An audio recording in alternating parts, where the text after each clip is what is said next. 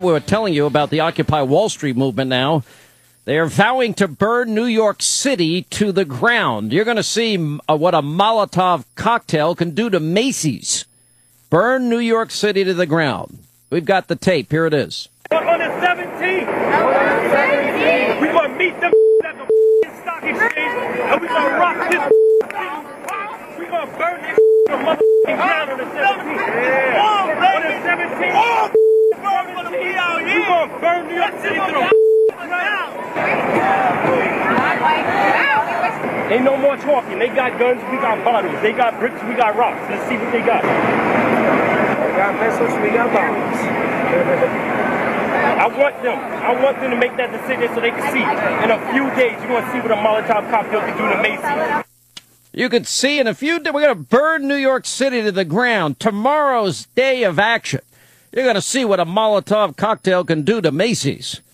Of course, this is a peaceful movement. Just ask Michael Moore. That's what he's been out there saying. Well, there was just a piece that came out from the Minneapolis Examiner a couple hours ago. Where they quote a justice official in the Obama Justice Department, who did not want to be identified, but he said that the federal government has been providing logistical and tactical advice and support.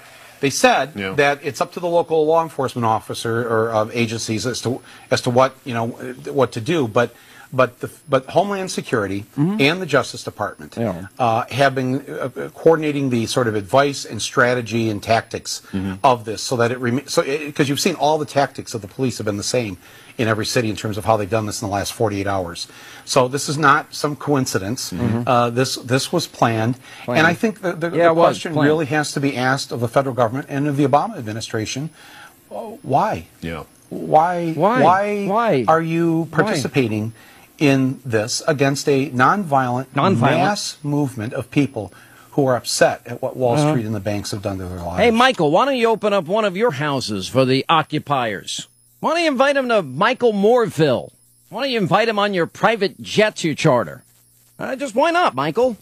Now, this peaceful movement, Michael, we've seen violence, rape, arson, destruction of property, sex in public, masturbating in public, defecating in public, including yesterday's new video.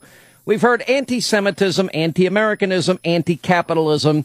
Let's see, drug use, drug overdoses, open-air drug markets, suicide, let's see, head and body lice, and much, much more. Filth, violence, lawlessness has touched virtually every single city that this peaceful Occupy movement has taken place, including, by the way, your beloved president supporting, in case you forgot, Michael. Are you following this movement, and what would you say to its people that are attracted to it? Obviously, I've heard of it. I've seen it on television.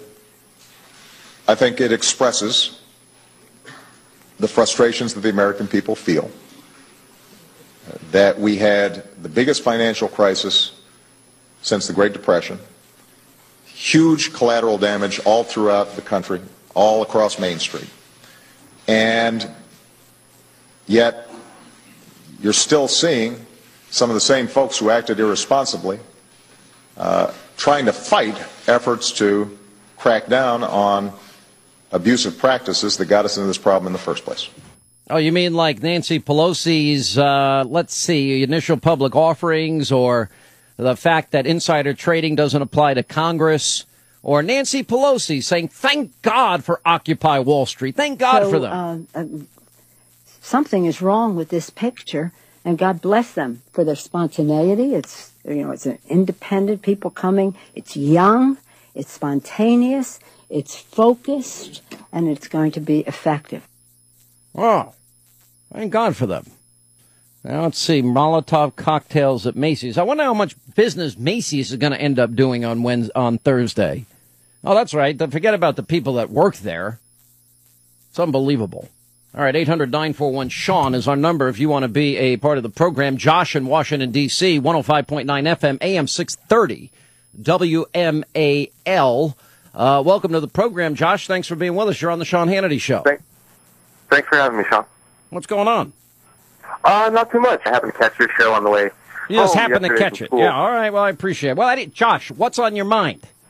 Well, I want to talk about the Occupy Wall Street movement. Essentially, yesterday you were saying, one, that Obama is the father of the Occupy Wall Street movement.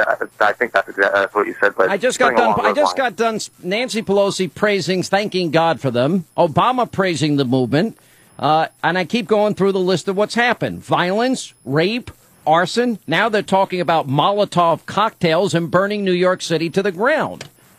I obviously don't endorse that, and I think any thinking liberal wouldn't endorse that. Well, where have you been when all these people have been raped and shot and all the destruction of property and masturbating in public and sex in public and defecating in public and anti-Semitism and anti-Americanism? Where have you been?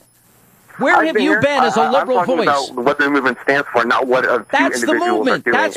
That's what your movement stands for. The violence that we've seen. Absolutely not. How can you say that? How can you say that the Occupy movement stands for these individuals creating violence? Don't go any there. I think Ricky Medlock, my buddy from Leonard Skinner, hang on, the greatest anthem song of all time. Got to play a little bit of it. Guitarist for Skinner. Ricky Medlock, crank it up. Ricky Medlock, you're a great American. God bless you, my friend. How are you? I'm doing wonderful, man. How are you doing? I want you to say hi to Josh, the liberal in D.C., who's supporting these Occupy nutcases. Hey, Josh, how you doing, brother? Doing well. How about you? I'm doing great. Good. I'm listening to all this, and I've only got a few things to say about the Occupy, New York and Occupy San Francisco and Oakland, everywhere. Occupy everything. Here's the deal. All these people are talking about down, with capitalism and all the capitalistic pigs and so forth and so on. I've seen a lot of this in the 60s. And for my take, you know what? If you're down with all this stuff, then I want everybody to get rid of their iPhones. I want everybody to quit going to McDonald's, quit going to Burger King, quit going to all these places that you like to go, this all capitalism. Stop it all. Get rid of it all. And then that'll make them happy, right? Is that correct? Well, apparently, they're all the ones making those evil profits. Go ahead, Josh, respond. I don't think that the Occupy Wall Street movement stands for anti-capitalism. I think they stand for anti-abuse of capitalism. And what has essentially resulted is basically that there are clear abuses taking place at the highest levels of capitalism. Stop for a second. Stop for a second. What about, we revealed on this program with Peter Schweitzer and his new book that's out there, Throw 'Em All Out. And here we have, you're all upset about Wall Street and insider trading. If people get caught insider trading in Wall Street, they get sent to jail. If you do it in Congress, it's legal. And we see instance after instance, Nancy Pelosi. We got John Kerry, Max Baucus, Republicans, Democrats. They're all doing insider trading. We've got Solyndra. People bundle money for Obama's election. They buy access to the White House. They're granted access to the White House.